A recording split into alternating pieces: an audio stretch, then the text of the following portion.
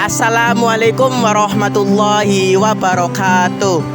Perkenalkan, nama saya Khairul Anam. Saya dari mahasiswa UIN Seizu Purwokerto. Di sini saya akan membuat sebuah video yang mana isi video tersebut menceritakan sebuah pengalaman pribadi saya, yaitu menelusuri hutan Pageralang, yang mana hutan Pageralang ini konon katanya terkenal mistis dan angkernya. Sebelum saya menceritakan panjang lebar, alangkah baiknya saya ngopi terlebih dahulu.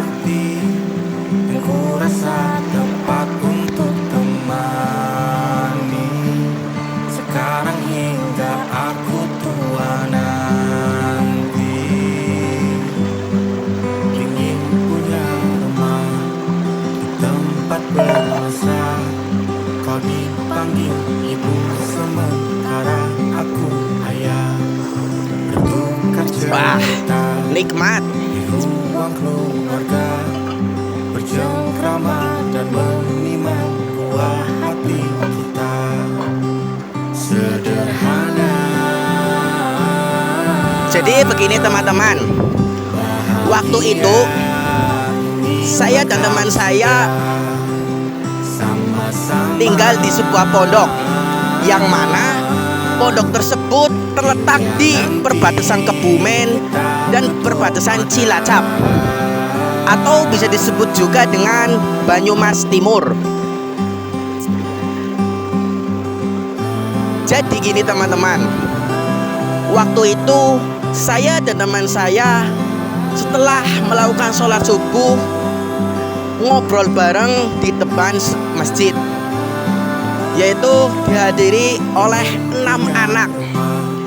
Salah satunya ada yang dari Jakarta, ada yang dari Kebumen, ada yang dari Pekalongan, ada yang dari Purwokerto, dan juga ada yang dari Jawa Timur.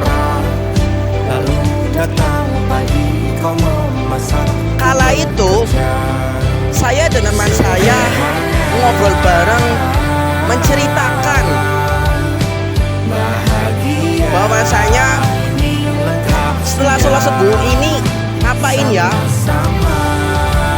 Nah, ada salah satu request dari teman saya, yaitu yang namanya Aldi dari Pekalongan, mengatakan, "Yuk, kita kan libur nih, libur pondok.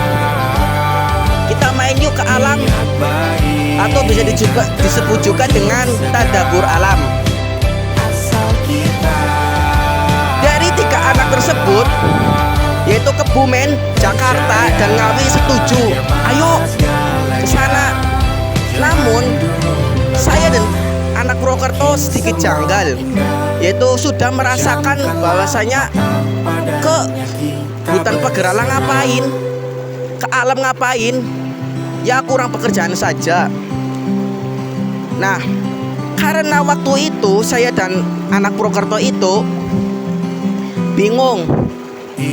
Jadi daripada saya di pondok cuman berdua ngapain, alangkah baiknya saya ikut ketiga anak tersebut. Berawal kisah ini atau cerita ini, yaitu berangkat dari pondok jam 10 pagi dengan mengendarai sebuah bus yang bernama Sumber Alam. Bus ini adalah bus dari Kebumen mau ke Purwokerto. Saya dan teman-teman saya, yaitu 5 anak tersebut, menaiki bus Sumber Alam, berjalan terus turun di sebuah kawasan atau pemukiman warga di desa Pageralang. Setelah saya turun dari desa tersebut, yaitu saya dan teman saya duduk sebentar, ngobrol cerita. Kita tujuan ke alam ini ngapain sih? Ada yang bilang, ya daripada nggak ada kerjaan di pondok, kan liburan, alangkah baiknya ya kita sedikit mempunyai pengalaman lah untuk cerita. kayak gitu. Setelah berbicara panjang lebar, kesana kesini, kesono kesini, dan sebagainya, lanjutlah kami berenam ke hutan tersebut. Sambil berjalan, kami menemui sebuah pedesaan, yaitu Desa Pegeralang. Di situ banyak pemukiman warga. Nah, karena saya melihat sebuah warung, alangkah baiknya saya mampir dulu dan teman saya. Turun di sebuah warung, saya cerita lagi dan sama teman saya sambil makan dan membeli minuman untuk bekal ke hutan itu. Setelah ngobrol panjang kesana kesini, pemilik warung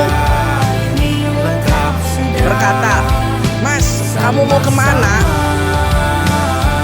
Waktu itu saya menjawab, "Saya mau ke hutan Pegeralang, Pak." Nah, bapak pemilik warung itu ngomong lagi, "Ngapain?" "Saya pengen ke Curug, Pak. Katanya di situ ada sebuah curug, yaitu namanya Curug Goang. Curug ini terletak di tengah-tengah hutan Pegeralang." Setelah saya berkata dengan bapak pemilik warung itu, bapak pemilik warung itu mengingatkan saya serta teman-teman saya. "Jadi gini, Mas, jangan ke situ dulu." "Kenapa, Pak?" "Ya, jangan ke situ dulu lah." "Ya, kenapa, Pak?" Waktu itu saya sangat mengengkel. Nah, bapak itu sedikit menceritakan, "Kayak gini, Mas, ini kan cuacanya mendung, sedikit gerimis. Ya besok-besok aja lah, jangan sekarang." Kayak gitu kata bapak itu.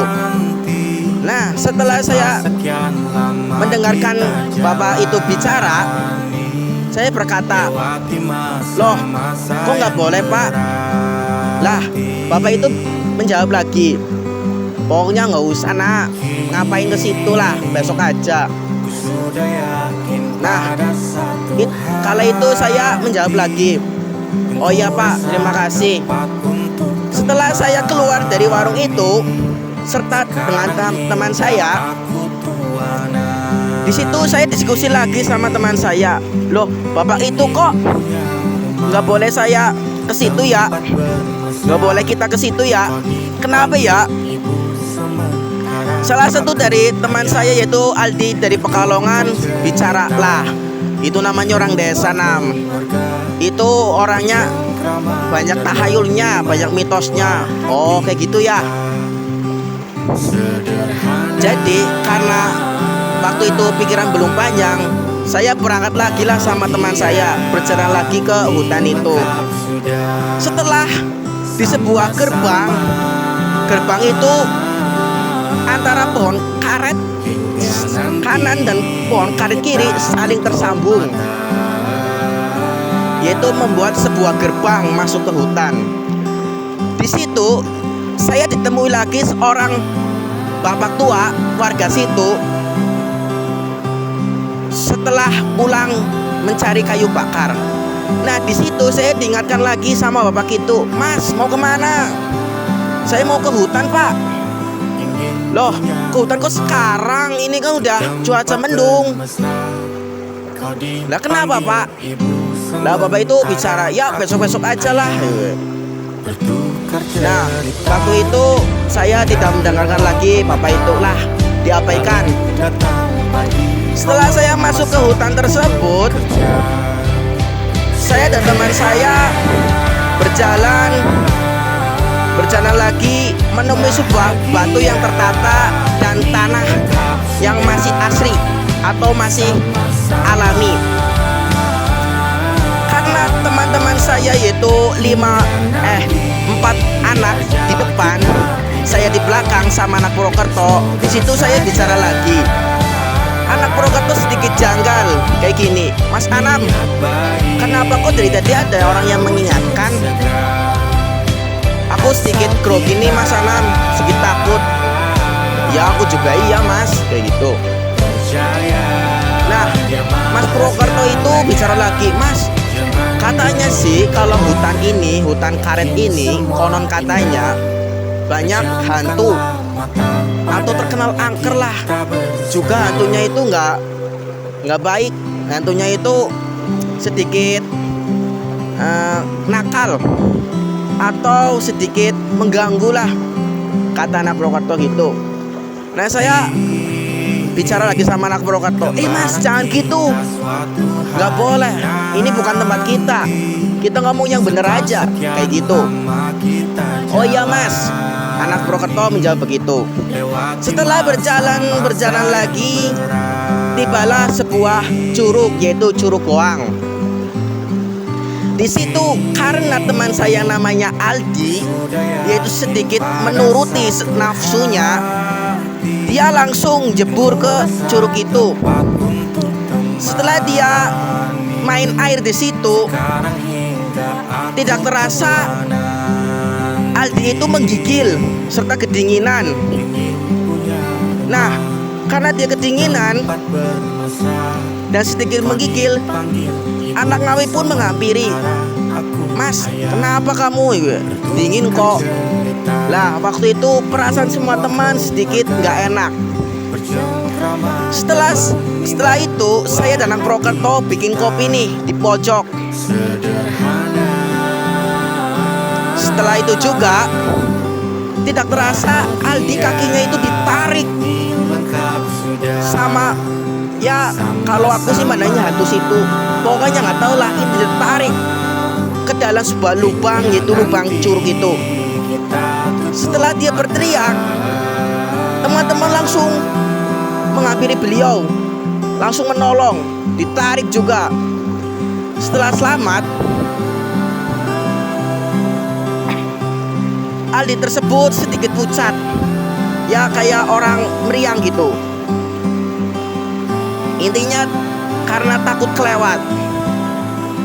Saya dan anak Purwokerto itu yang tadinya bikin kopi jadi nggak jadi karena nolongi si Aldi itu. Setelah itu saya putuskan, ayo kita pulang. Ngapain di sini? Udah mau hujan, terus gerimis kayak gini.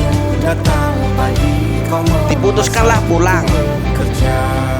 Setelah setengah jalan di hutan itu, hujan turun. Hujan begitu lebat, awan gelap, dan di situ nggak ada orang atau warga di situ. Nah, 6 anak tersebut, yaitu saya dan teman saya, itu sudah merasa takut dan nggak enak. Karena apa? Karena cuacanya juga kayak gini, terus merasa kayak auranya itu beda. Setelah itu berjalanlah terus, berjalan demi berjalan. Lalu aku bicara sama teman saya, loh kita kan tadi sudah jalan ini, kenapa balik lagi ya? Secara tidak sadar kami berenam diputar-putar di tempat situ, diputar-putar terus. Jalan lagi ketemu jalan ini lagi, jalan lagi ketemu jalan ini lagi. Di situ 6 anak tersebut udah khawatir dan takut. Jadi diputuskanlah saya, Mas, ayo kita amalkan. Kita kan anak pondok, sudah diijazahkan sama Pak Kiai. Ayo kita amalkan doa yang telah diijazahkan. Nah, setelah itu dibagilah doa tersebut. Anak ini baca ini, anak ini baca ini, anak ini baca ini, anak ini baca ini, dan saya baca ini. Setelah membaca, alhamdulillah keluarlah dari hutan itu, sampai ke gerbang yang namanya pohon karet sama pohon karet saling tersambung. Di situ saya menemui sebuah gubuk. Karena ketakutan dan merasa gelisah, jadi saya menenangkan dulu sama teman saya menghampiri gubuk itu. Di situ saya makan, bikin kopi dan sebagainya. Nah, karena si Aldi ini anak Pekalongan tersebut sedikit aneh. Dia di belakang terus nengok ke belakang terus. Nah, saya hampirilah dia. Mas Aldi, kamu kenapa? Ini Mas Anam, saya tadi melihat seorang warga, yaitu petani karet, pakai tudung. Kok aneh ya? Aneh kenapa Mas? Saya bilang gitu. Aneh gini Mas, seharusnya petani itu kan udah nggak ada karena posisi hujan. Terus seharusnya kalau ada pun keluar. Nah ini anehnya masuk ke dalam hutan. Nah Mas Aldi itu nengok lagi sudah nggak ada. Setelah itu saya putuskan dan teman saya, ayo kita pulanglah. Udah nggak enak rasanya. Pulanglah kita. Setelah saya keluar dari hutan itu dan menghampiri sebuah warung yang tadi saya temui awal cerita, saya duduk di situ dan warung itu sudah tutup karena posisi maghrib, yaitu udah azan maghrib. Setelah itu saya berbicara dengan teman saya, ya bicara tentang pengalaman tadi. Setelah itu putuskanlah pulang. Sampai pulang ke pondok, karena pulangnya malam, kami berenam di taksi sama Pak Kiai. Hanya segitu cerita saya atau pengalaman pribadi saya. Kesimpulan dari cerita ini, saya berpesan bahwasanya kita kalau berada di tempat yang bukan tempat kita atau bukan kawasan kita, kita sebaiknya banyak berdoa dan berbicara sebagaimana mestinya. Maksudnya berkata baik, jangan berkata yang tidak gitu-gitulah. Kata-kata yang kotor atau kata-kata yang aneh atau kata-kata yang menakuti, karena kita tidak tahu ya musibah apa yang akan datang. Hanya itu yang saya dapat sampaikan. Kurang lebihnya mohon maaf. Wallahu muwaffiq ila aqwamit thoriq. Wassalamualaikum warahmatullahi wabarakatuh.